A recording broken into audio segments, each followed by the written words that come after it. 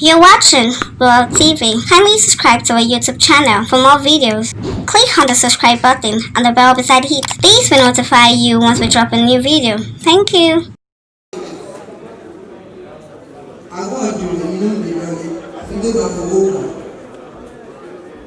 So I would like to call Agnes on stage. Agnes, I need you on stage. I need you on the stage. Yeah.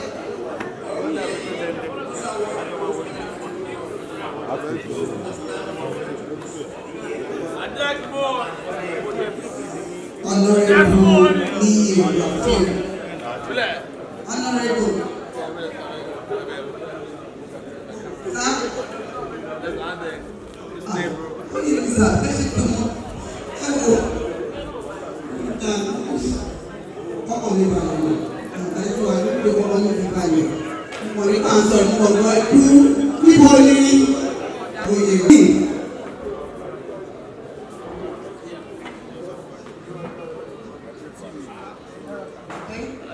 We are going to award for next person.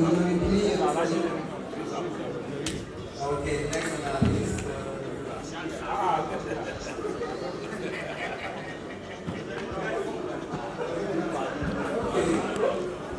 My name is Adezan Cook.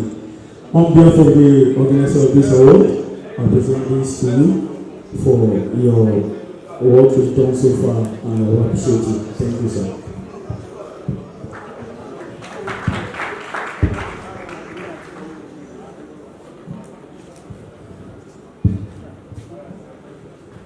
Thank you so much, Mr. Wale Adeo.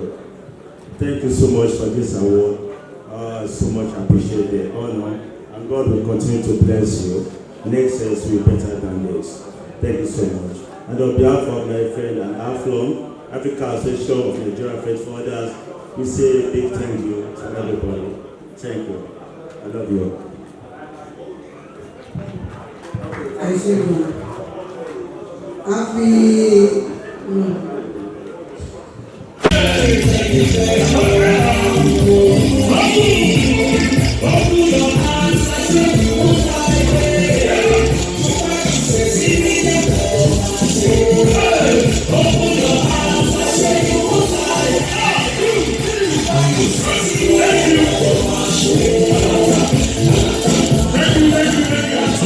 Toro ẹgbẹ́ tí wà bí látàgbò méje òun ló wà lórí ìwé gẹ́gẹ́ bí FC ṣùgbọ́n gbogbo ẹ̀ mọ́ra ọ̀nà ti pọ̀ jù. A máa pe ọ̀nàrẹ́bù ní wọ́n fẹ́ gba àmì ẹ̀yẹ Ògo Yorùbá 2018 the 6th edition of it. Kí ọ̀nàrẹ́bù Faouz Nurudeen Ọládọ̀tun kọ́ máa bọ̀ ẹ bá mi fún wọn ní àjọ ọmọ ṣe pọ̀. Honorable Faouz Nurudeen Ọládọ̀tun ó dàbí gbogbo orúkọ yẹn dáadáa ṣé mo fi dáadáa sà. Faouz Ọládọ̀tun Nurudeen Honorable incoming senator of the Federal Republic of Nigeria Faouz Nurudeen Ọládọ̀tun lágbàá kàríyá yìí please come and present this award to Honorable and incoming senator Faouz Nurudeen Ọládọ̀tun wá present award yìí. Honorable Faouz Nurudeen Ọládọ̀tun.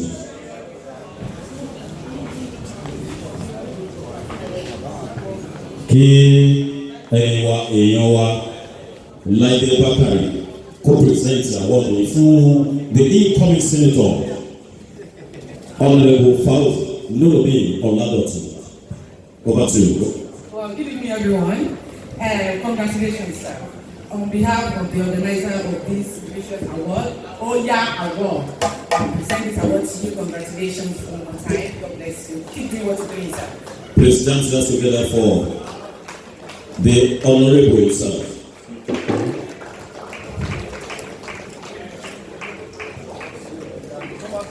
Bàbá fẹ́ bá wa sọ̀rọ̀, ẹ bá wa sọ̀rọ̀ sà. Sínítọ̀ ẹ bá wa sọ̀rọ̀.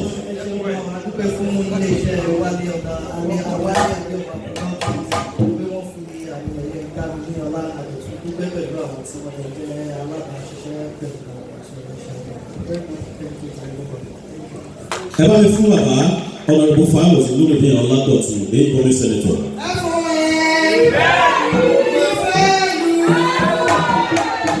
Ó tán ṣúgà ti já.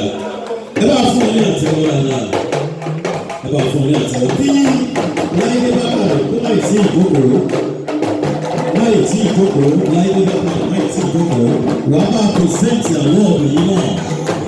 AP Godfrey, DJ Pato, where are you? Come and have your award. DJ Pato, DJ Pato. Ẹni tó máa ń bá wa papọ̀ láfter party nìyẹn. DJ Pato. Ó máa disc ẹ̀ fún wa láfter party. DJ Pato. So. Congratulations, DJ Pato.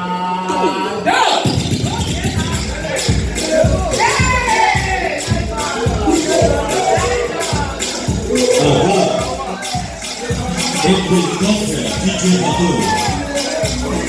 Warrior Award 2018, the 6th edition of it. DJ Pato is one of the awardees. On behalf of Oya Award organizers, I present you this award. Congratulations, your good work is being recognized. Keep doing what you're doing. God bless you. Congratulations. All right, good evening, everyone. I say a big thank you to the organizers of this event. Thank you, I appreciate this. Thank you very much. We are welcome.